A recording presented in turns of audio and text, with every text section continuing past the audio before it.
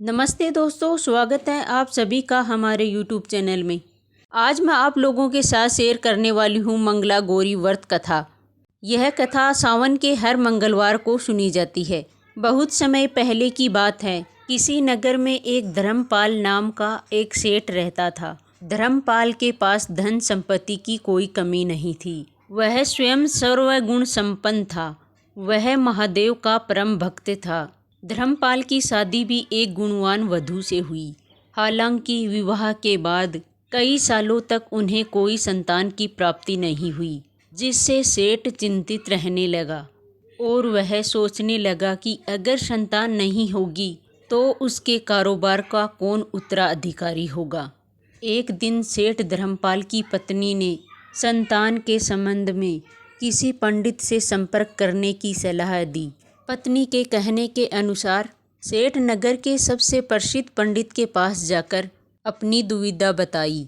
उस समय पंडित ने सेठ और सेठानी को भगवान शिव और माता पार्वती की पूजा उपासना करने की सलाह दी। उसी समय से धर्मपाल की पत्नी भगवान शिव और माता पार्वती की विधि विधान से पूजा आराधना करने लगी। धर्मपाल की पत्नी की कठिन तपस्या से प्रसन्न होकर माता पार्वती ने दर्शन दिए।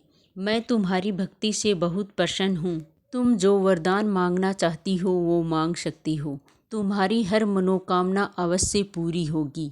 उस समय धर्मपाल की पत्नी ने संतान सुख की कामना की। फिर उसे माता पार्वती ने संतान सुख का वरदान दे दिया, लेकिन संतान की अल्प आयु थी। 1 साल बाद धर्मपाल की पत्नी ने पुत्र को जन्म दिया। जब पुत्र का नामकरण किया गया, उस समय धर्मपाल ने माता पार्वती के वचन से ज्योतिषियों को अवगत करवाया। फिर ज्योतिषियों ने धर्मपाल सेठ को पुत्र की शादी जो मंगला गौरी व्रत करती हो उस कन्या से कराने की सलाह दी। ज्योतिषियों के अनुसार सेठ धर्मपाल ने अपने पुत्र की शादी जो मंगला गौरी व्रत रखने वाली कन्या से करवा दी। कन्या के पुण्य प्रताप से धर्मपाल का पुत्र मृत्यु के पाप से मुक्त हो गया।